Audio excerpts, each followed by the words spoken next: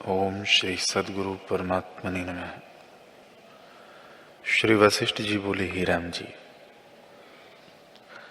जिस पुरुष ने आत्म विचार में बुद्धि लगाई है वह तर जाता है, अन्यथा कोई नहीं तर सकता। जिसको आत्म अभ्यास दृढ़ हुआ है वह तर सकता है। प्रथम ज्ञानवान पुरुषों के साथ विचार और बुद्धि से संसार समुद्र को देखो। जब तुम इसको ज्यों का त्यों जानोगे तब विलास और क्रीड़ा करने योग्य होगे। हे राम जी, तुम तो भगवान हो, प्रबोध संसार समुद्र से तर जाओ। तुम तो समर्थ हो, तुम्हारे पीछे और तुम्हारे स्वभाव को विचार के और भी संसार समुद्र से तर जावेंगे। जो इस शुभ मार्ग को त्याग कर विषय मार्ग की ओर जाते हैं वे संसार समुद्र में डूब जाते हैं। हे राम जी, ये जो विषय भोग हैं वे विषरूप हैं, जो इनको सेवेगा वह नष्ट होगा। परंतु जिसको ज्ञान प्राप्त हुआ है उसको यह जैसे गारुड़ मंत्र पढ़ने वाले को सर्प दुख नहीं दे सकते, तैसे ही वे दुख नहीं दे सकते। जिसका हृदय शुद्ध हुआ है वह विभूतिमान है। बल, ऐश्वर्य, वीर्य और तेज यह तत्व के साक्षात्कार से बढ़ता है। जैसे वसंत ऋतु के आए से रस, फूल, फल सब प्रकट हो आते हैं। हे राम जी, जिसे ज्ञान लक्ष्मी प्राप्त भई है वह पूर्ण अमृत तुल्य, शीतल, शुद्ध और सम प्रकाश रूप है। इस लक्ष्मी को पाकर विदित वेद में स्थित हो रहते हैं। ओम श्री सद्गुरु परमात्मने नमः। वशिष्ठ जी बोले, हे राम जी, आत्मा से भिन्न कुछ नहीं, विश्व भी उसका चमत्कार है। जैसे समुद्र में पवन से नाना प्रकार के तरंग उठते हैं पर जल से वे भिन्न नहीं, वैसे ही चैतन्य आत्मा में अहम भाव को लेकर चैतन्य मुख्यतः उपजा है।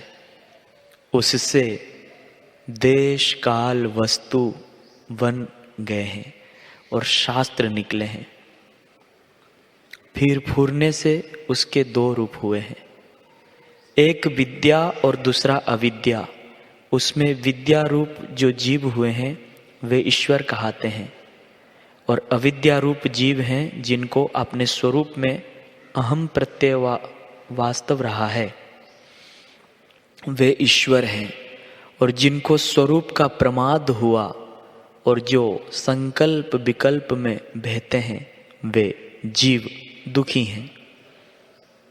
हे राम जी, इतनी संज्ञा फूरने में हुई है तो भी आत्मा से कुछ भिन्न नहीं। जैसे एक ही रस, फूल, फल और वृक्ष हुआ है, रस से भिन्न कुछ नहीं। आत्मा रस की तरह भी परिणाम को नहीं प्राप्त हुआ। फूरने से ईश्वर, जीव और विद्या अविद्या हुए हैं, आत्मा में कुछ नहीं है। हे राम जी, जिनका संकल्प आदि भौतिक में दृढ़ नहीं हुआ वे जीव शीघ्र ही आत्मपद को प्राप्त होते हैं और उनको आत्मा का साक्षात्कार भी शीघ्र ही होता है। ओम श्री सद्गुरु परमात्मने नमः।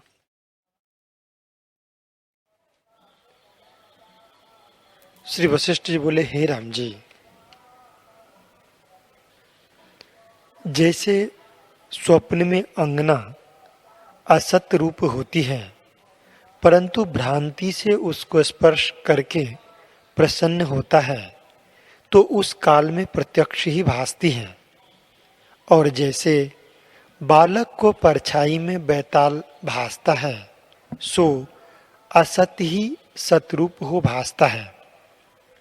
हे राम जी, शत्रु में जो मित्र भावना होती है तो वह शत्रु भी मित्र सुहृद हो भासता है, और जो मित्र में शत्रु भाव होता है वह सुहृद शत्रु रूप हो भासता है। जैसे रस्सी में सर्प है नहीं परंतु भ्रम से भासता है, और भय देता है, तैसे ही बांधव में जो बांधव की भावना ना करे तो बांधव भी अबांधव हो भासता है, और अबांधव भी भावना के अभाव से बांधव हो जाते हैं। हे राम जी, शून्य स्थान में और स्वप्न में बड़े क्षोभ भासते हैं, और निकटवर्ती को जागने से कुछ नहीं भासता। स्वप्न वाले को सुनने का अनुभव होता है, और जागृत वाले को जागृत का अनुभव होता है। इत्यादि पदार्थ विपर्य भ्रम से भासते हैं। जब मन फूरता है तभी भासता है। तैसे ही लीला के भर्ता को भी ऐसी सृष्टि का अनुभव हुआ। जैसे जागृत के एक मुहूर्त का स्वप्न में बहुत काल का अनुभव होता है, तैसे ही लीला के भर्ता को भी हुआ था। जैसी जैसी मन की स्फूर्ति होती है, तैसा ही तैसा रूप चैतन्य संवित में भासता है। हमको सदा ब्रह्म का निश्चय है। इससे हमको सब जगत ब्रह्म स्वरूप ही भासता है, और जिसको जगत भ्रम दृढ़ है उसको जगत ही भासता है। हरि ओम।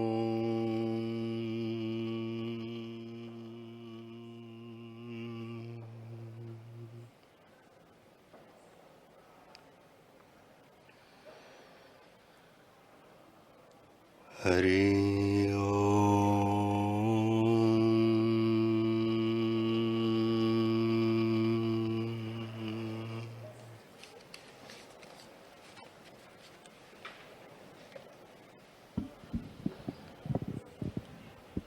हरि ओम।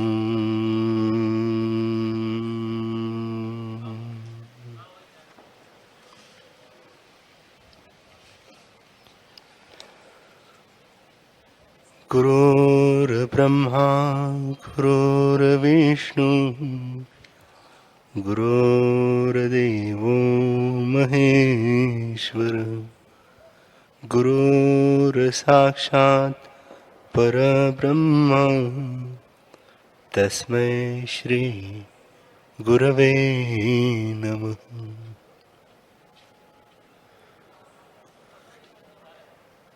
श्री योग वशिष्ठ महारामायण निर्वाण प्रकरण सर्ग 88।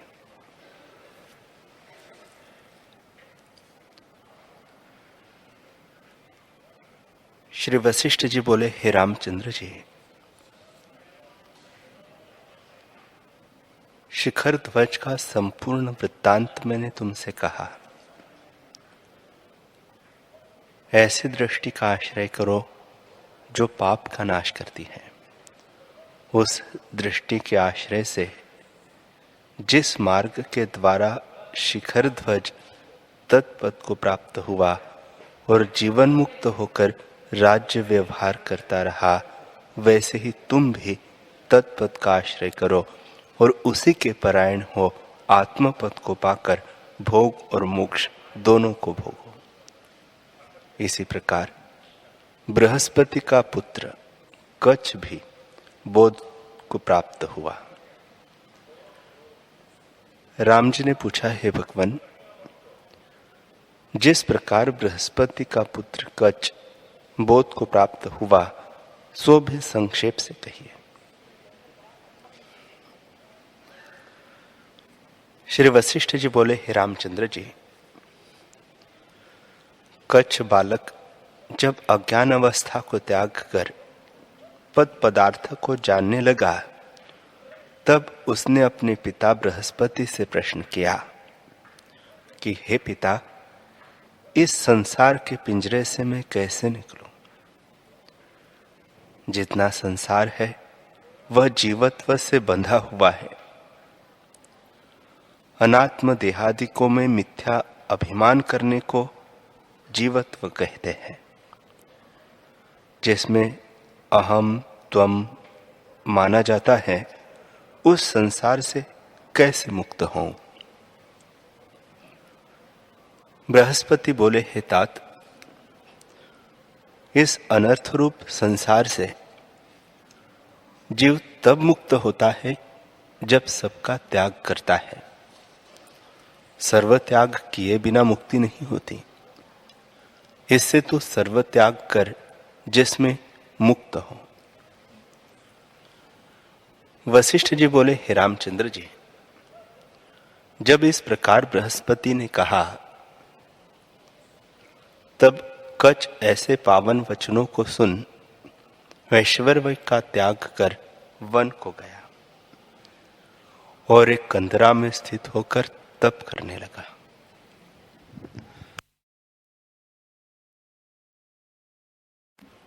हे रामचंद्र जी, बृहस्पति को कच के जाने से कुछ खेद न हुआ, क्योंकि ज्ञानवान पुरुष संयोग वियोग में सम रहते हैं और हर्ष शोक को कभी प्राप्त नहीं होते।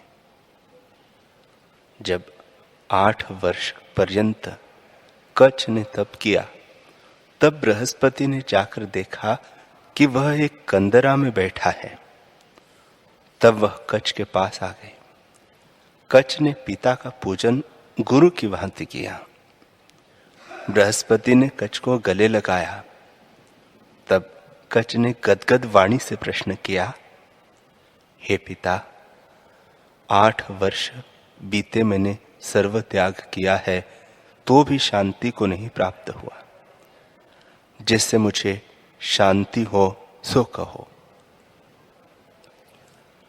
बृहस्पति ने कहा, हे तात, सर्व त्याग कर जिससे तुझे शांति हो।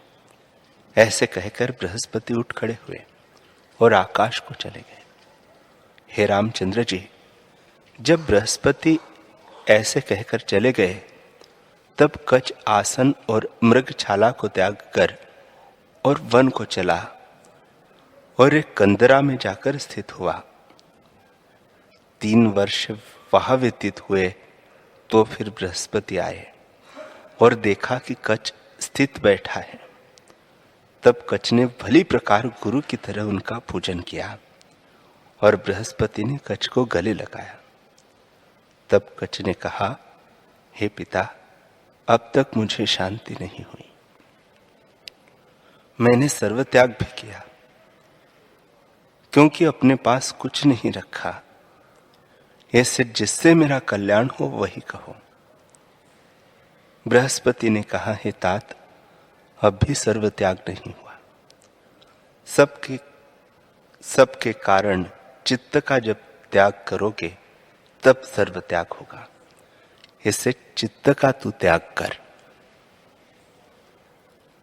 श्री वशिष्ठ जी बोले, हे रामचंद्र जी, ऐसे कहकर जब बृहस्पति आकाश को चले गए, तब कच विचारने लगा कि पिता ने सर्वपद चित्त को कहा है, वह चित्त क्या है?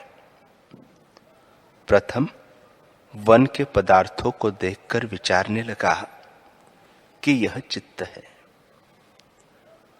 फिर देखा कि ये भिन्न भिन्न है, इससे ये चित्त नहीं है। और नेत्र भी चित्त नहीं, क्योंकि नेत्र श्रवण नहीं और श्रवण नेत्रों से भिन्न है।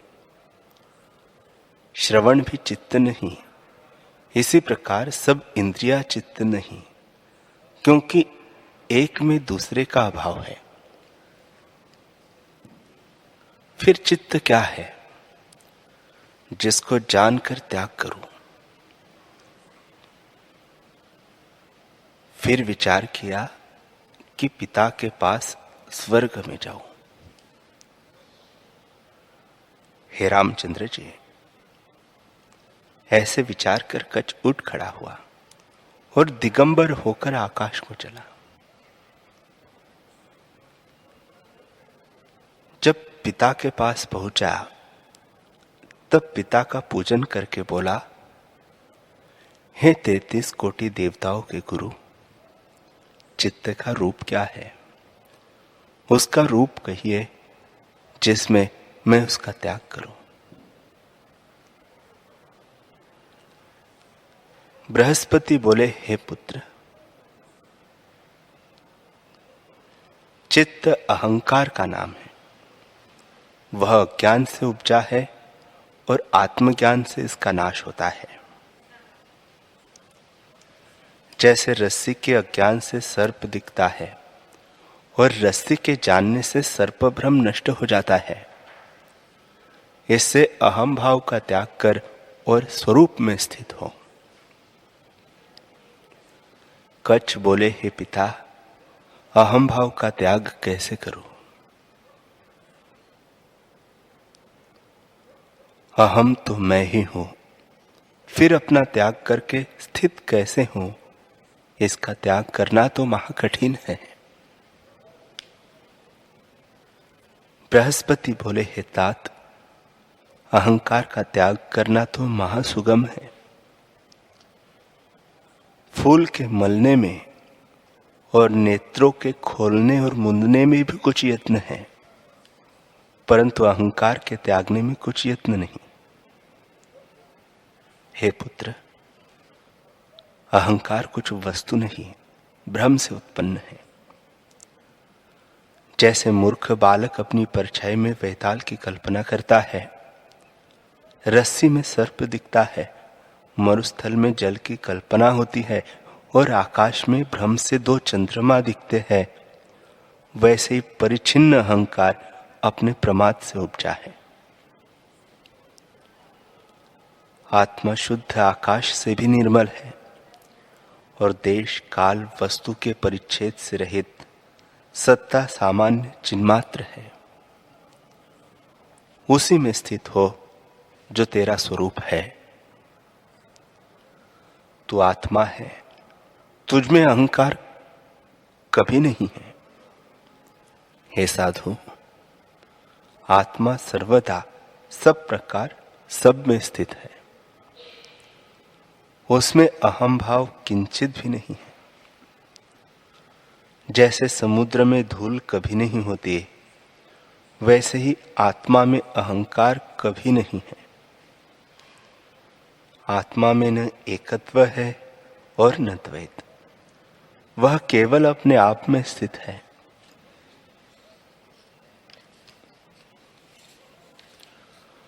और जो नाना आकार देख पड़ते हैं, वे चित्त के फूरने से है।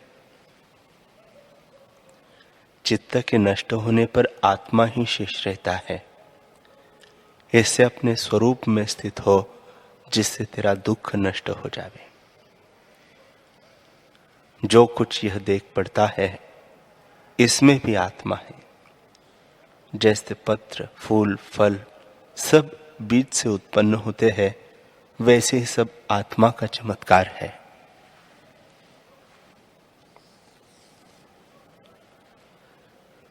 श्री वशिष्ठ जी बोले, हे रामचंद्र जी, जब इस प्रकार बृहस्पति ने उत्तम उपदेश किया, तब कच्छ उसे सुनकर स्वरूप में स्थित हुआ और जीवन मुक्त होकर विचरा। हे रामचंद्र जी, जैसे कच्छ जीवन मुक्त होकर विचरा और निरअहंकार हुआ, वैसे ही तुम भी निष्काम होकर विचरो और केवल अद्वैत पद को प्राप्त हो, जो निर्मल और शुद्ध है, जिसमें अद्वैत या द्वैत कुछ नहीं। तुम उसी पद में स्थित हो। तुम में दुख कोई नहीं। तुम आत्मा हो और तुम में अहंकार नहीं। तुम ग्रहण या त्याग किसका करो? जो पदार्थ हो ही नहीं, तो ग्रहण या त्याग किसका हो? हे रामचंद्र जी, जैसे आकाश में फूल नहीं, तो उसका ग्रहण क्या और त्याग क्या, वैसे ही आत्मा में अहंकार नहीं।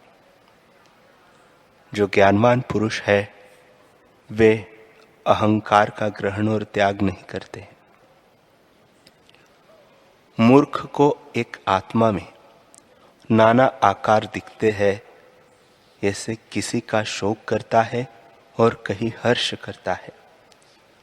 तुम कैसे दुख का नाश चाहते हो? दुख तो तुम में है ही नहीं, तो तुम कैसे उसका नाश करने को समर्थ हुए हो? जो कुछ आकार भासित होते हैं वे मिथ्या है, पर उनमें जो अधिष्ठान है वह सत्य है। मूर्ख मिथ्या करके सत्य की रक्षा करते हैं कि मेरे दुख नष्ट हो। राम जी बोले, हे भगवान, तुम्हारे प्रसाद से मैं तृप्त हुआ हूं और तुम्हारे वचन रूपी अमृत से अघा गया हूं। जैसे पपीहा एक बूंद को चाहता है और मेघ कृपा करके उस पर वर्षा करके उसको तृप्त करता है, वैसे ही मैं तुम्हारी शरण में आया था और तुम्हारे दर्शन की इच्छा बूंद किनाई करता था, पर तुमने कृपा करके अज्ञान रूपी अमृत परंतु तुमने कृपा करके ज्ञान रूपी अमृत की वर्षा के उस वर्षा से मैं अघा गया हूं। अब मैं शांत पद को प्राप्त हुआ हूं। मेरे तीनों ताप मिट गए हैं और कोई वासना मुझ में नहीं रही।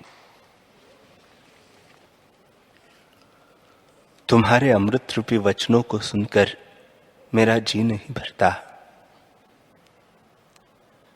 जैसे चकोर चंद्रमा को देखकर किरणों से तृप्त नहीं होता, वैसे ही तुम्हारे अमृत रूपी वचनों से मैं तृप्त नहीं होता। ऐसे एक प्रश्न करता हूं, उसका उत्तर कृपा करके दीजिए। हे भगवान, मिथ्या क्या है और सत्य क्या है जिसकी रक्षा करते हैं? वशिष्ठ जी बोले, हे रामचंद्र जी, इस पर एक आख्यान है सो कहता हूं, जिसके सुनने से हंसी आवेगी। आकाश में एक शून्य वन है और उसमें एक मूर्ख बालक है जो आप मिथ्या है और सत्य के रखने की इच्छा करता है।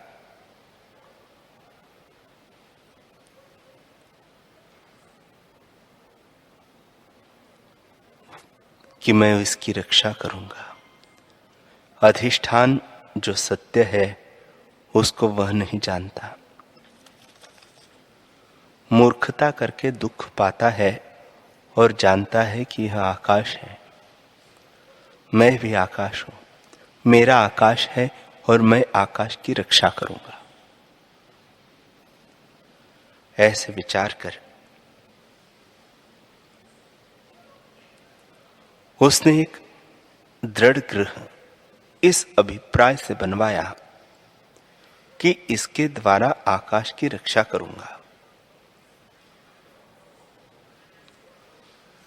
हे रामचंद्र जी, ऐसे विचार करके उसने ग्रह की बहुत बनावट की।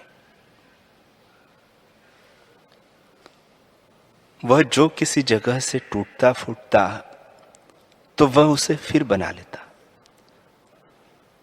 जब कुछ काल इस प्रकार बीता तो वह ग्रह गिर पड़ा। तब वह रुदन करने लगा कि हाय, मेरा आकाश नष्ट हो गया। जैसे एक ऋतु व्यतीत हो और दूसरी आवे, वैसे ही काल पाकर जब वह ग्रह गिर गया तो उसके उपरांत उसने कुआं बनाया और कहने लगा कि यह न गिरेगा, क्योंकि मैं इसकी भली प्रकार रक्षा करूंगा।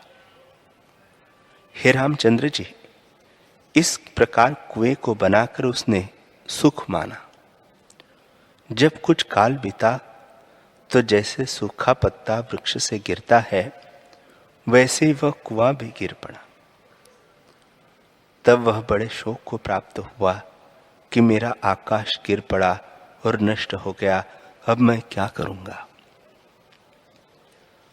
ऐसे शोक से जब कुछ काल बीता तब उसने एक खाई बनवाई। जैसे अनाज रखने के लिए बनाते हैं, और कहने लगा कि अब मेरा आकाश कहाँ जावेगा, मैं अब इसकी भली प्रकार रक्षा करूंगा।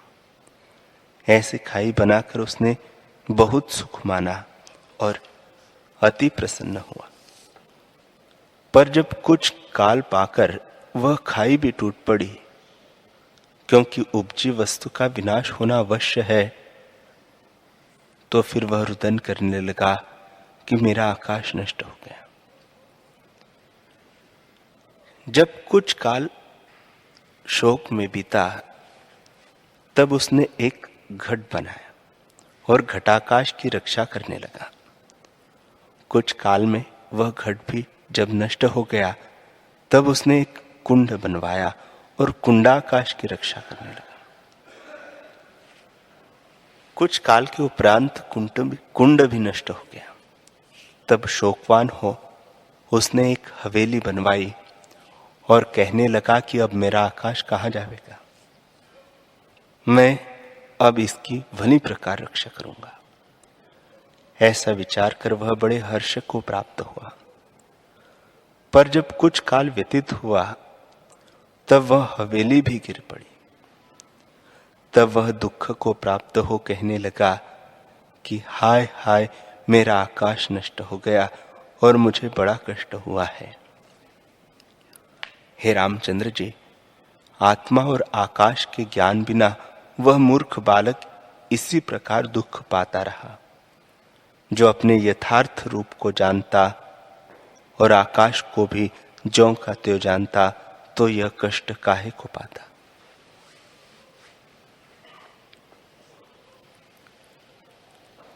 राम जी ने पूछा, हे भगवान, वह मिथ्या पुरुष कौन था जिसकी रक्षा करता था? वह आकाश क्या था और जो ग्रह कूप आदि बनाता था सो क्या थे, यह प्रकट करके कहिए।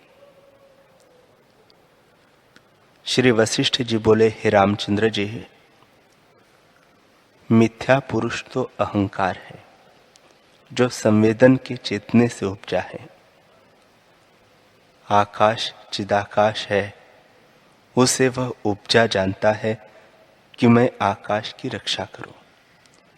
और ग्रह घट आदि जो कहे सो विविध देह है, उनमें आत्मा अधिष्ठान है।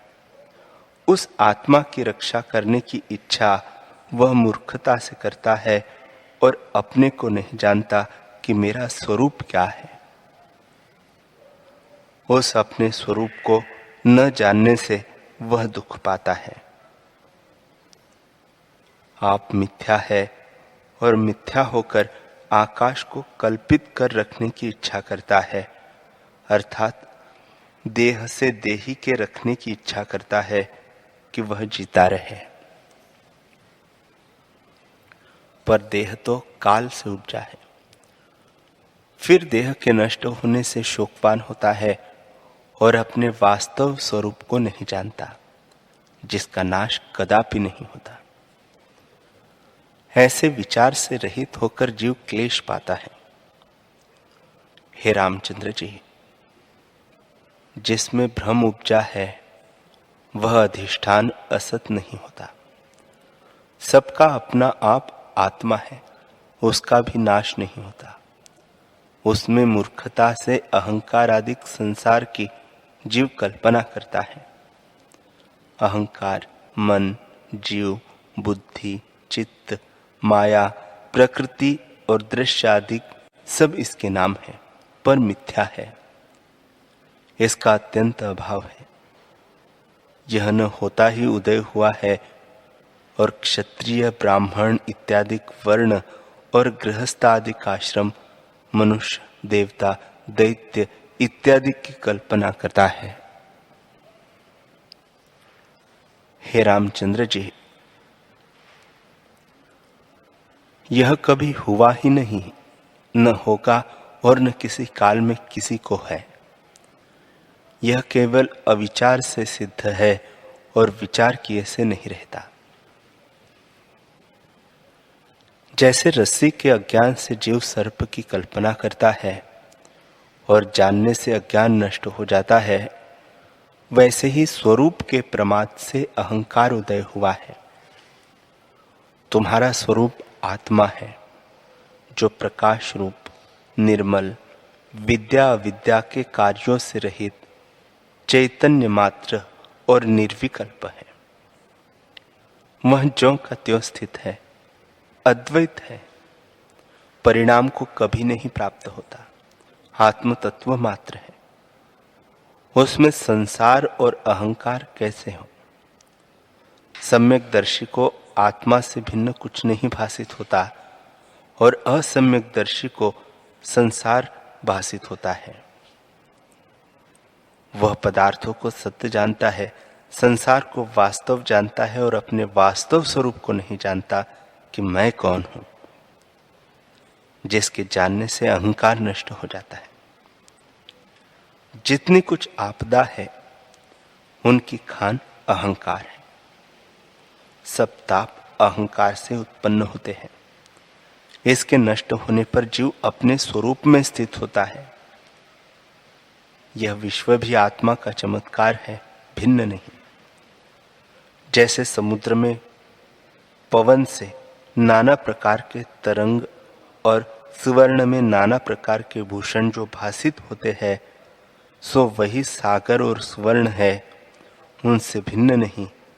वैसे ही आत्मा से विश्व भिन्न नहीं। सुवर्ण परिणाम से भूषण और समुद्र परिणाम से तरंग होता है, पर आत्मा अच्युत है और परिणाम को नहीं प्राप्त होता। इससे वह समुद्र और सुवर्ण से भी विलक्षण है।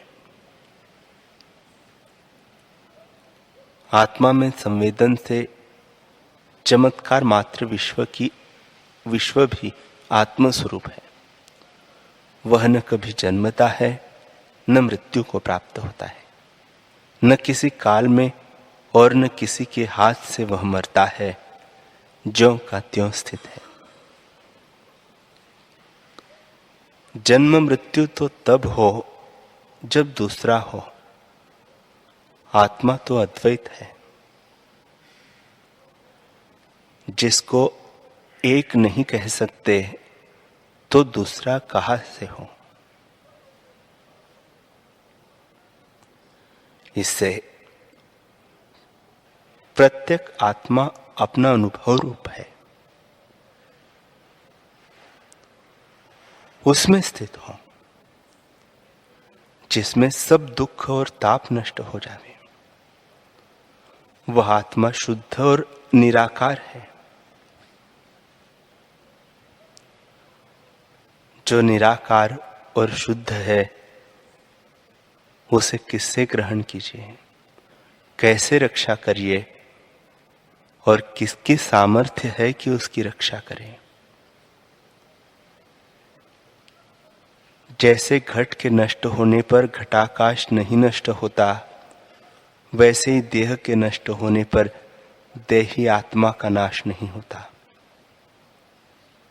आत्म सत्ता ज्यों की त्यों है और जन्म मरण पुर्यष्टका से भासित होते हैं। जब पुर्यष्टका देह से निकल जाती है, तब मृतक दिखता है, और जब पुर्यष्टका से युक्त होता है, तब जीवित देख पड़ता है। आत्मा सूक्ष्म से भी सूक्ष्म और स्थूल से भी स्थूल है। उसका ग्रहण कैसे हो और रक्षा कैसे करिए, स्थूल भी उपदेश के निमित्त कहते हैं। आत्मा तो अनिर्वचनीय और भाव अभाव रूप संसार से रहित है।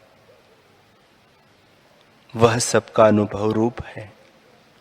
उसमें स्थित होकर अहंकार का त्याग करो और अपने स्वरूप प्रत्येक आत्मा में स्थित हो।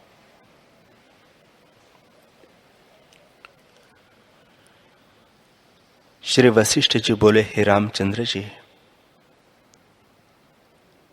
यह संसार आत्म रूप है। जैसी इसकी उत्पत्ति हुई है, सो तुम सुनो। निर्विकल्प शुद्ध आत्मा में चेतन लक्षण मन रूप से स्थित हुआ और आगे उसने जगत की कल्पना की है। जैसे समुद्र में तरंग, सुवर्ण में भूषण, रस्सी में सर्प और सूर्य की किरणों में जल का आभास होता है, वैसे ही आत्मा का विवर्त मन है, पर वह आत्मा से भिन्न नहीं है। जैसे जिसको तरंग का ज्ञान है, उसको समुद्र बुद्धि नहीं होती, वह तरंग को और जानता है। जिसको भूषण का ज्ञान है, वह स्वर्ण नहीं जानता, सर्प के ज्ञान से रस्सी को नहीं जानता, वैसे ही नाना प्रकार के विश्व के ज्ञान से जीव परमात्मा को नहीं जानता।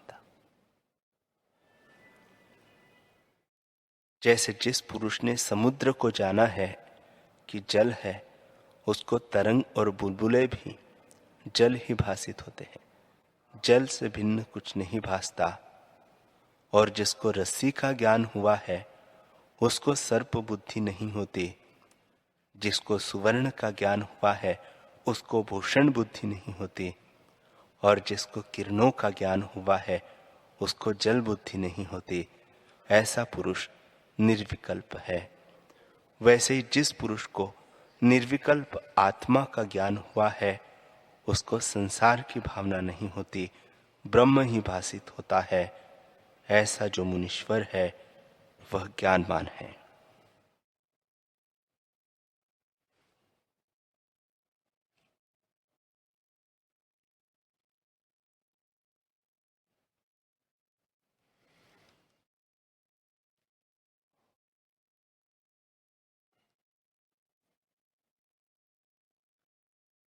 हरि ओम।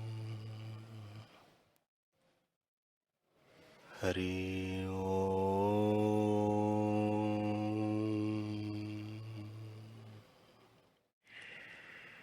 ओम। सहना भवतु, सहनौ भुनक्तु, सह वीर्यं करवावहै, तेजस्विनावधीतमस्तु मा विद्विषावहै।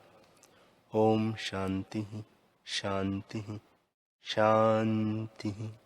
श्री सद्गुरुदेव भगवान की